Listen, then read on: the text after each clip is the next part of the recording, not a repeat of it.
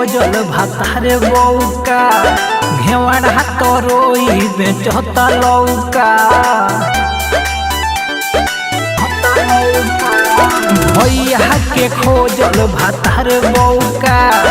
घेवड़ा तरोई बेचता लौका अरे चलता इलाज अब दिल्ली में खतरा बढ़ता रोजीना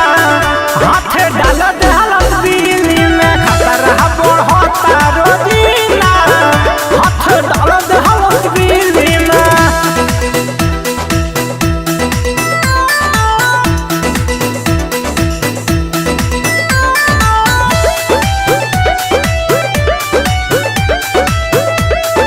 म्यूजिक बाय आकाश पटेल।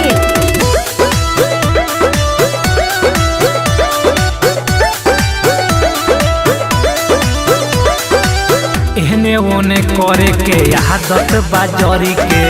मुहवा बना लेला गलती ही उ करी के एहने ओने करे के आदत बाजरी के मुहवा बना लेला गलती ही उ करी के पलंग को कूदेला उ रोजे 2 फीट हो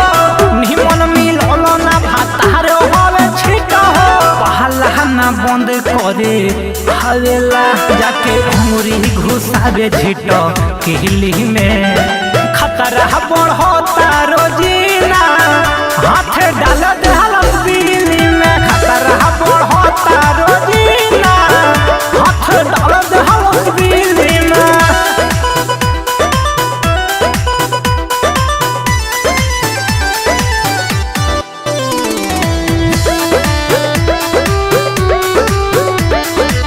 सहिया अमित के केतना समझवनी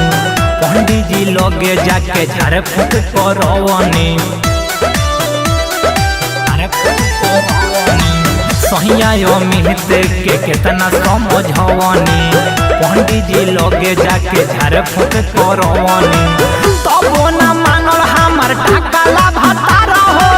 कौवे बिहारी लाल हो करे यार हो लोडे पड़ल देवर ताज पर रोज खाना पहुँचावता रे झिली में।